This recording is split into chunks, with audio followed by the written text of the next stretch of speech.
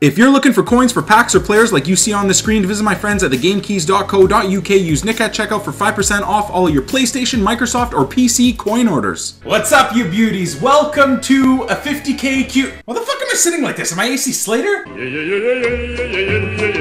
Dat Saved by the Bell reference, dough. Anyways, welcome to my 50k Q&A. Now, you guys may have noticed that the last Q&A we did was a 30k Q&A, and I said I'd be doing a Q&A every 10,000 subscribers. Now, things have gone a bit crazy since the 30k Q&A. I think we only hit that about a month ago. 40k was hit a week or maybe a week and a half ago. So to make it up to you guys, I thought to make this video even longer. I know how much you guys loved my first Q&A video, so here we go. Tom Wadsack asks, what made you want to start streaming and doing YouTube? I actually wanted to start doing YouTube and Twitch for quite a while. I was like, I think a lot of other people, where I just kept putting it off and off. Like FIFA 11 would come out and I'd be like, you know what, I really want to start trying to do YouTube. I think people would be interested in what I have to say, and then I wouldn't. And really, that's when my wife was pregnant with Ethan and stuff like that, so things got pushed aside. Then Ultimate Team 12 came on and I thought, you know what, I really should start. I love this game, I spend money on packs, etc, etc. I do all of these things with my Ultimate Team that I know I could turn into series, and it got pushed aside. Then Ultimate Team 13 came along and I did the same thing. So finally, when Ultimate Team 14 hit, I kind of used that as a kick in the ass. I saw all these YouTubers and streamers that I watched, you know, back in the day, KSI, Air Japes, Bateson, among many others, growing and growing, and I thought, you know what, screw it, I'm gonna do it now. So when I finally got my PS4, I decided to start streaming right off the PS4, and within a week or two, I had a pretty big audience, and things kind of just snowballed from there. And a lot of people say that's pretty crazy, considering I started streaming on PlayStation when thousands and thousands of other people started streaming directly from their PS4. So kind of being able to rise through that whole group of people was really, really cool, kind of lucky, and something that I'll be forever grateful for. So I don't know if that answers what made me want to start YouTube. Really, it's just my love for Ultimate Team and football in general that caused me to want to start doing YouTube videos and stream. Dylan asks, which footballer do you most want to meet and play a match of FIFA with?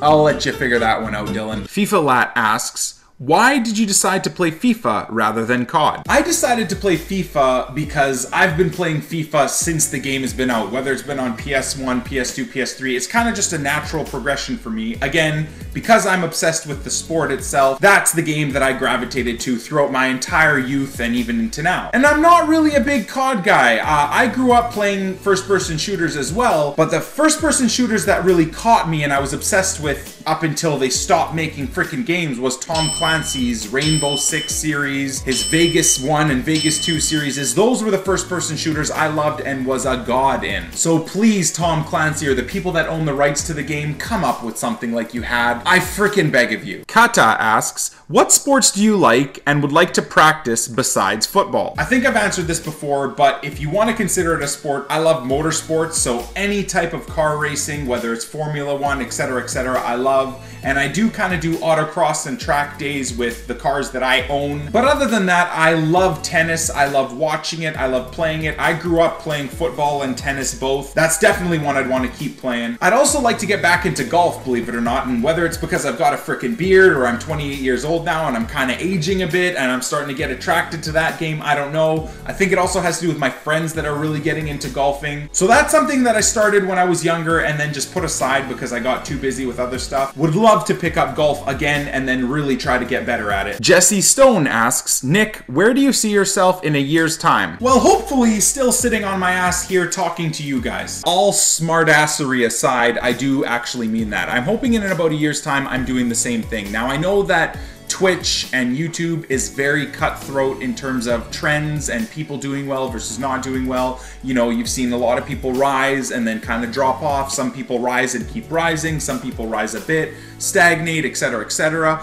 I don't really care where I go in terms of my growth, in terms of subscribers. I think it's incredible already that I'm at 50,000 subscribers on YouTube, 100,000 followers on Twitch. I just love to stay where I am and to be able to continue doing what I am doing as a job, because it means I can continue doing what I love. And if that means, you know, that YouTube keeps growing a little bit and Twitch keeps growing a little bit, that's fantastic. Honestly, I'm grateful for all 50,000 100,000 of you guys. I couldn't ask for more. The one different thing I do see in a year's time, though, is I'm thinking I'm going to start including Steph, my wife, a little bit more in my Twitch streams and in my YouTube videos. I'm hoping to have a successful series started on Ultimate Team 15 where it's her and I working together, if EA smartens up and brings back co-op Ultimate Team, the both of us building an Ultimate Team together, letting her decide how the team gets built. Also, hopefully in a year's time, because it's coming up to Gamescom and all the other gaming conventions, I hope to be there.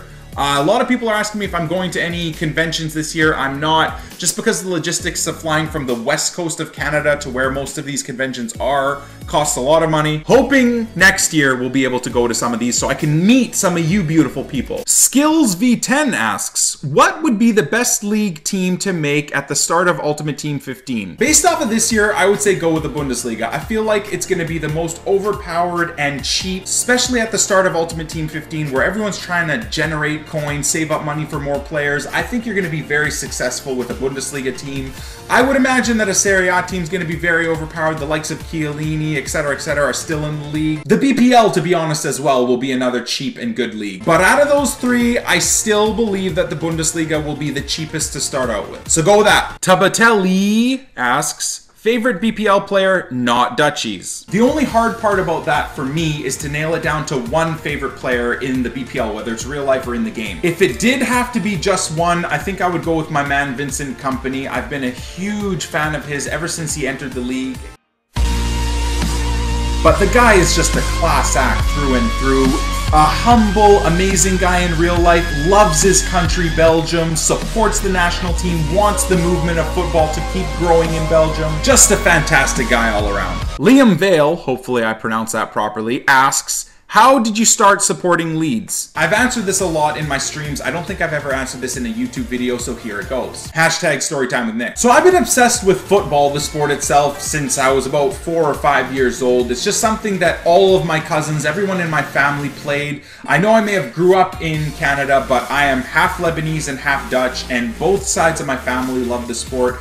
All of my cousins love the sport, so older cousins, younger cousins were liking the sport even as I was growing up. So my earliest memories are me waking up at my cousin's house. We'd always have sleepovers at each other's houses, and in the mornings, now you gotta remember the time difference between Western Canada versus Europe is anywhere from 7 to 10 hours.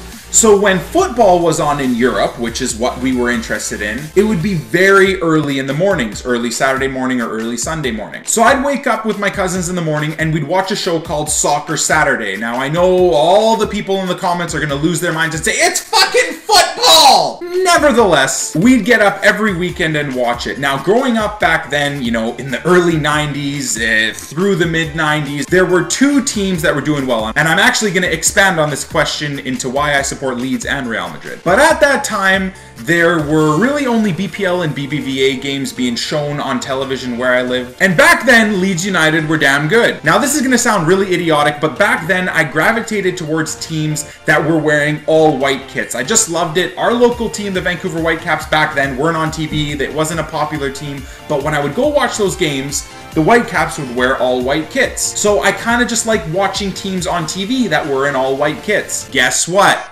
Leeds United and Real Madrid wore white kits. That was the first reason. The second reason, again, is the glory hunter in me as a child. You can't blame me, man. I liked watching teams that won. Back then, Leeds United and Real Madrid would win. So when my cousins were kind of fans of Man United or Arsenal or Barcelona, I just fell in love with Leeds United and Real Madrid. The days of Jimmy Floyd Hasselbank and moving into Harry Kewell and Mark Viduka, Alan Smith, Rio Ferdinand, Ian Hart the Beast, etc., and Zinedine Zidane and Ronaldo and David Beckham, and the teams had players I just really liked, and even to this day are considered fantastic players or legends.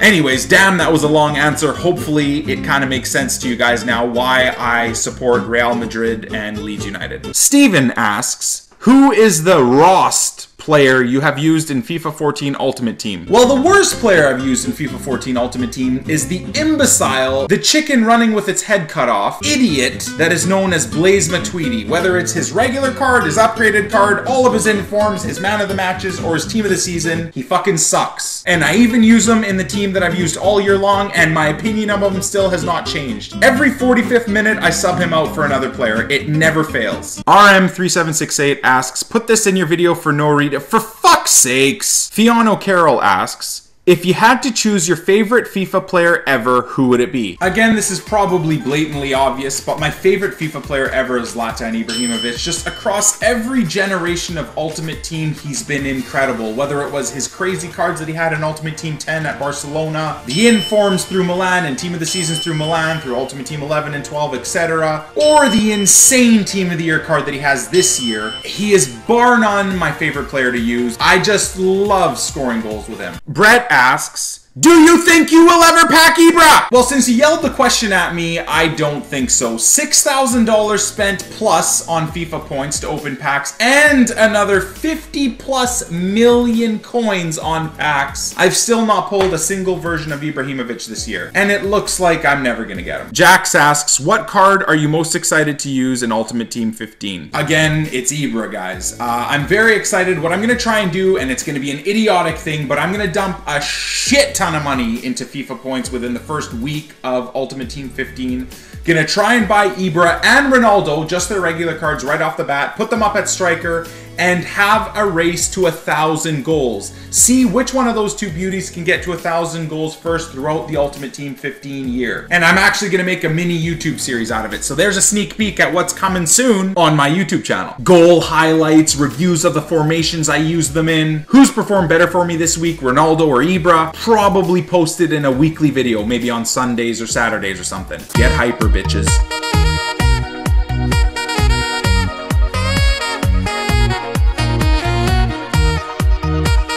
X2 Gaming asks, what new pack do you want in FIFA 15 Ultimate Team? I'm sure this will spark a lot of debate in the comments, but I would love to see a guaranteed inform or team of the season pack.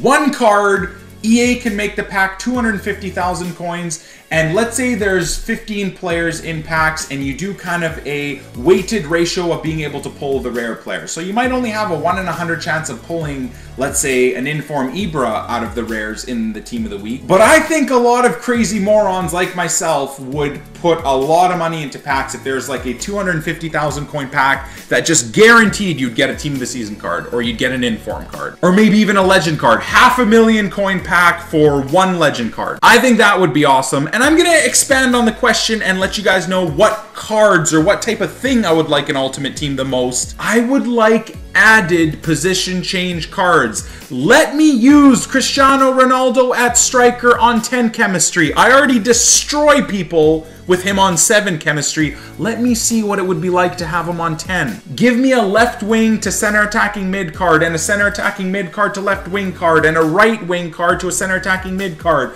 and a center attacking mid card to right wing card. Sure, it would kind of kill the value of players that they would release in packs that are position changed, but why not? Just add a more customizable dimension to Ultimate Team. And for the people that say, oh, that means that you could make Walcott a center defensive mid, etc., you could make frickin' Pierre-Emerick Aubameyang and Ibarbo CDMs now, so don't give me that bullshit. That's what I would want to see. Let me know in the comments below what you would want to see. And that there, my friends, is the end of the 50K Q&A. Hopefully you guys enjoyed it. Thank you so much for sending me questions. The hashtag AskNick28T thing got trending globally, and in the UK, it got the top spot in the UK for a couple hours. Just crazy, guys. And as always, boys, if you love the video, smash the hell out of the like button. I would appreciate it. It would show me that you do want to see these types of videos every 10,000 subscriber achievements. Thanks again for the 50,000 followers. You guys are absolutely incredible. I'm beyond shocked over and over again the more subscribers we get. And quickly, guys, to say thank you for hitting 50K on YouTube and 100 100K on Twitch, I'm actually doing a massive giveaway on my Twitter.